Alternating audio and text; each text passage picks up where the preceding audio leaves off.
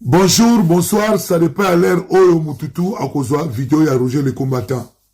Lelo, nazolo ba makambo Oyo, ezali très important. Naza opposante, naza congolais de père et de mère, ex-zaïrois. Abo moni logo Oyo, flambeau. Ils ont signifié mambo ebele. Lelo na yeko lobela, lelo tozo mona mbo.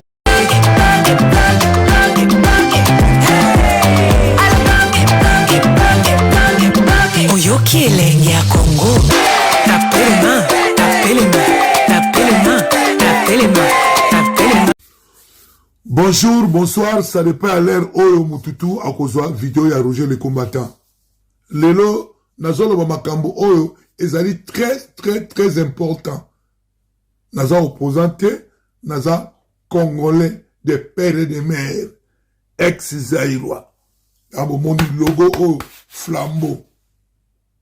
Ils ont signifié mambo ebele. Lelo na yeko lobela, lelo tozo mona mboka na biso, une partie ya ba mboka na biso, Bukavu, Goma, Uvira, eza na maboka ba rebelle. Parce que souci la ngai o na la kana la mukaka, ezali Bukavu, Goma, Uvira. Mais bato lelo bache bango na ba ministère ya défense pour la télévision ministère la défense Guy Mwanza Vimta na Eliezer baza batu moko kutu fallait ko lokola bango depuis il faut pas changer bango ba changer Guy Mwanza Vita ba changer Eliezer ba changer chef d'état-major batu wana misato na domaine ya ba militaire eza très sensible mais tant tozo mona que babiloko pe ezo bouger te et tant que congolais naza na droit koloba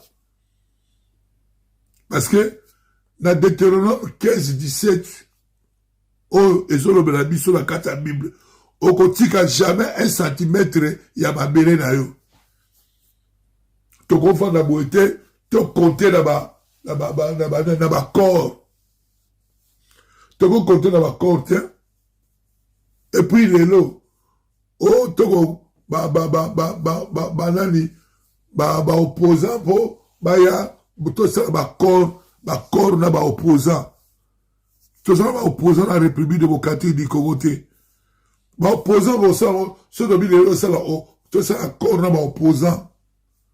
Mais tu as bien oublié que les opposants là, M23, tu voilé ma fasté. Tu voilé ma fasté. Ce qui nous manque, yako tombe la armée la biso. Un pays se fait respecter par son armée. Dialogue, oh dialogue. Il y a ça dialogue bon ça na banane web sangai dialogue to ça na banane ba opposant et belé soit disant ba opposant baza déjà en connivence nanga na Kagame parce que déjà un opposant tant qu'on a la connivence na Kagame na nanga déjà, ils ont trahison. Opposant, ils ont monié à condamner acte. Il y a Kagame, il y a M23, il y a Nanga. Pour tout ça, dialogue. Donc, dialogue, dialogue et banda na Congo. Dialogue est important et l'eau connu dans Congo. Na minute oyo, le plus important, c'est quoi? Et à qui armée.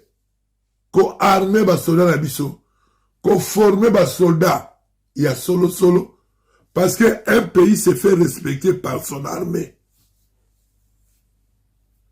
Un pays ne se fait jamais respecter dans ma corps. Ma corps en toki dans les États-Unis, dans ma doa, et apporter biso dili. Bon, ça est-ce que Bukavu zongi? Est-ce que Ouvir zongi? Bukavu ezongi te mais tozala nde organisé bozwa mboka lokola Ukraine eza na guerre na Russie tomoni place ministre ya défense vice ministre ya défense bao bazokotambola te ndenge tomona Eliezer tout le temps aza bavoyage Eliezer ozali na Belgique oyo osani na Belgique parce que balobi oyo information te tomoni te ke place oyo okutana na ou bien chef d'état major ya Belge ya armée ya Belgique rien Eliezer dans un vingtième Eliezer a écoulé à l'union dans une fête de classe où il y a riche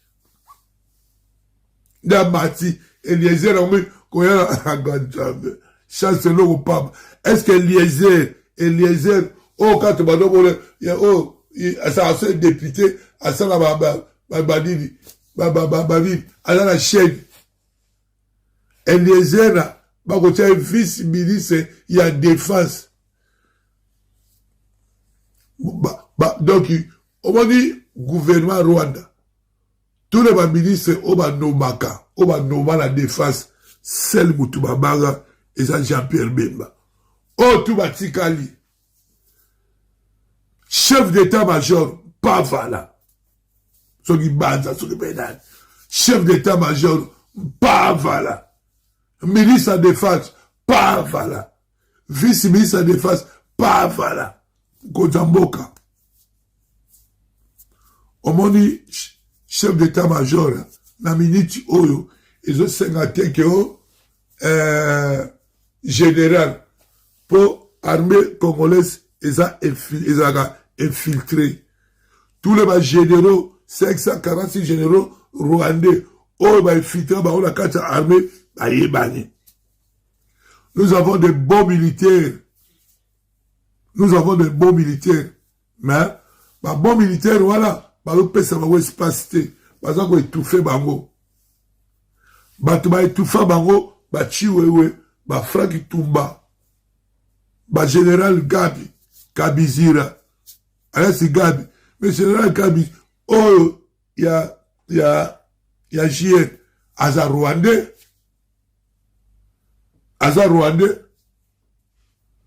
Sauf qu'il y a un gouvernement, aux ministres, Alexis Guizard, Aza Rwandais.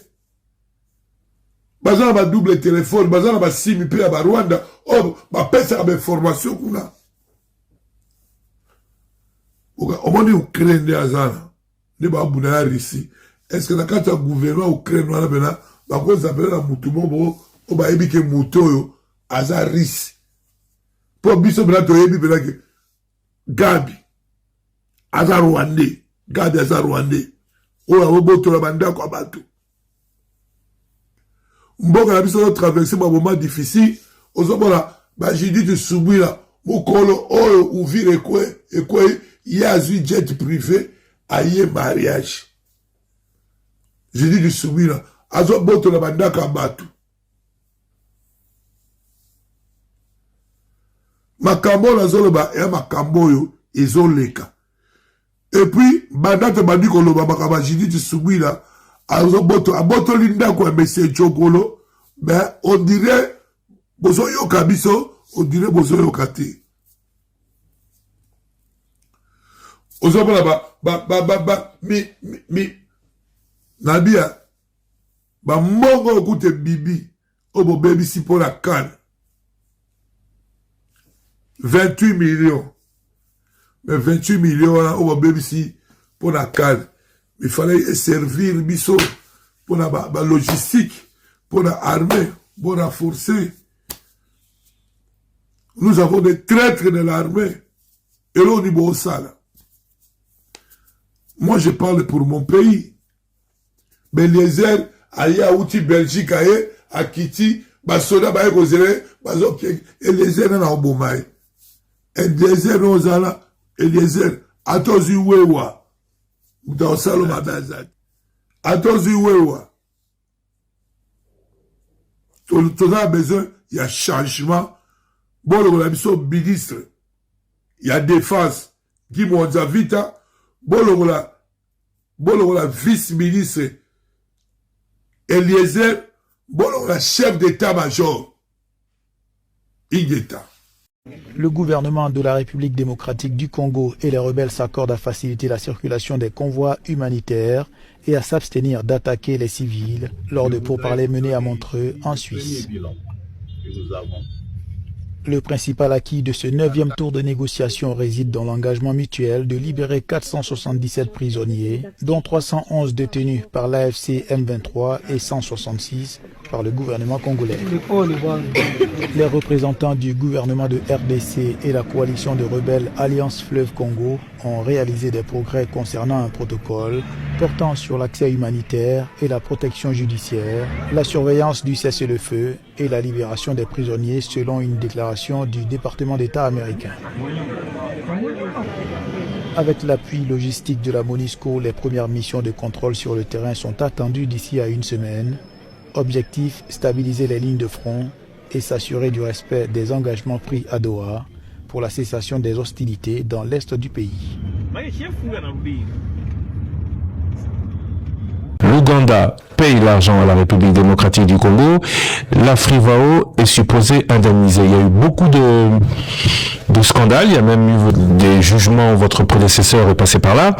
Où en est-on aujourd'hui, monsieur le ministre? Comme vous le savez, le fonds Frivao, surtout au niveau de Kisangani et surtout de la part des victimes, a créé beaucoup de confusion.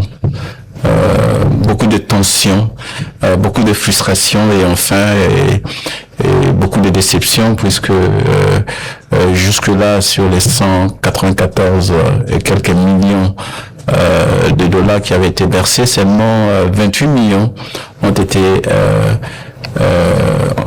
servis au paiement des indemnisations individuelles des victimes. Et vous savez ce qui s'est passé, les activités étaient suspendues jusqu'à la fin de l'année dernière. Donc il était très important pour moi d'abord d'aller dialoguer avec ces victimes, d'être à leur écoute. Il faut savoir que l'Ouganda, en 3 ans, a déjà versé 195 millions de dollars à l'État congolais pour l'indemnisation des victimes de guerre des 6 jours de Kisangani. Donc 65 millions chaque année. Chaque 1er septembre, l'Ouganda verse 65 millions de dollars à l'État congolais. Et Madame Mutombo Rose, qui était l'ancienne ministre de la Justice, c'est elle qui a ouvert, qui a créé le compte Frivao. Comment? Pour recevoir cette somme, cet argent-là. Et a laissé des directives comment dispatcher cet argent. Donc, on doit nous expliquer comment Mbongoana ezala qui dispatché, ba action ya Mbongoana to palpe to mona yango na miso. Je peux pas en parler maintenant puisqu'il s'agit certains de ces dossiers font l'objet des enquêtes judiciaires. En ce moment-là, je peux pas en parler. Par exemple, il y a eu, je donne l'exemple, un film de 6 minutes pour 1,6 million. Une partie a été payée. Vous trouvez ça normal? Vous trouvez normal? Payé par qui? Par les fonds Frivao. Par les fonds Frivao. Vous voyez, une partie, ça veut dire une partie, ça a été dans les 600 000, etc. Ça, c'est la gestion du comité qui a été menée par votre prédécesseur. Moi, je parle de faits. Ouais. De faits. Oui, mais je voudrais juste que vous puissiez nous situer, parce que votre prédécesseur est arrivé, il a suspendu le comité qui est à la tête de Frivao. Oui. Vous avez réhabilité ce comité-là. Oui, parce que j'ai réhabilité le comité, parce que quand il faut suspendre, il faut avoir des faits, il faut que la décision soit étayée.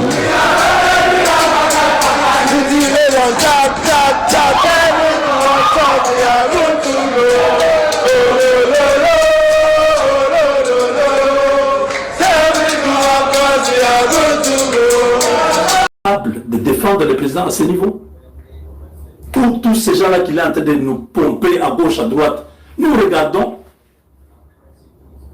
Moi, au premier vue, je pensais que c'était des Congolais. Hey, attention, il a infiltré plein de gens. Ces hommes, Matunaye, pour aller sauter, Kalaté, il sera ce ministre, parce qu'il n'y a que eux dans ces pays-là, c'est eux. Ce sont des Philadelphie, c'est eux qui... Dieu a dit, Dieu a fait. On les appelle les tombeaux blanchis. Dehors, on voit un tombeau bien là, à l'intérieur de la pourriture. Quittez ces églises-là, le grand Babylone. Ils confessent de leur bouche Jésus, mais ils sont loin de Jésus. Leurs cœurs sont loin. Ces gens-là, ça m'énerve. Parce que quand nous nous battons tous les jours ici, nous prions pour ce pays-là, mais au finish, vous regardez comme ça, ah, mais ce pays-là, c'est toujours comme ça. On ne sait pas récompenser vraiment les efforts des gens. C'est des gens qui sortent de nulle part. Qui, vous regardez son parcours, il n'a jamais géré même une petite boutique au quartier. Bombarder DG, mais c'est quoi ces histoires? Ils ont bouillir. C'est quoi cette affaire-là? Parce que c'est un Kinzo qui est là.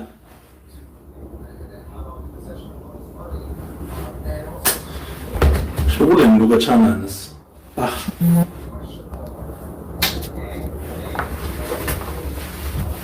Bantu bon subasom, ba Ougandais mo ba, ba Marocain mo ba, Égyptien mo ba, ba Sénégalais, ba Guinéen, Camerounais mo ba, ba Zulu mo ba, Bambi bon subasom, ab bon subasom ba, Président Misomba, Fati Beto Musomba, Tennessee Leni Kagamo, Nabole Mujulu, Yeni Kala Mungen, Utu Wajikema, Patu Wajikema, Utu Wajikema, Barwande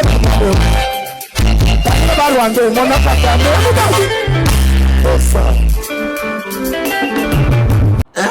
Yo yaki Congo dirijaka Congo te, otikali jamais ko diriger Congo, osa frapper Félix Tshisekedi, ba Congolais, o ba kote le maté, problème yate, mais boye baki, Congo kozala libéré, na ndenge na plan nyonso, makoki nango ezali, bokozala humilié, bino to bovandi bozo soutenir ndoki ya Félix Tshisekedi, bato bazo kufa, yazo kenaka bal, et puis alati, Varezo Baktia, il y a Paris Saint-Germain, visite au Rwanda, Félix Tshisekedi, alati Varezo ya Paris Saint-Germain, au Baktia, visite ya Rwanda.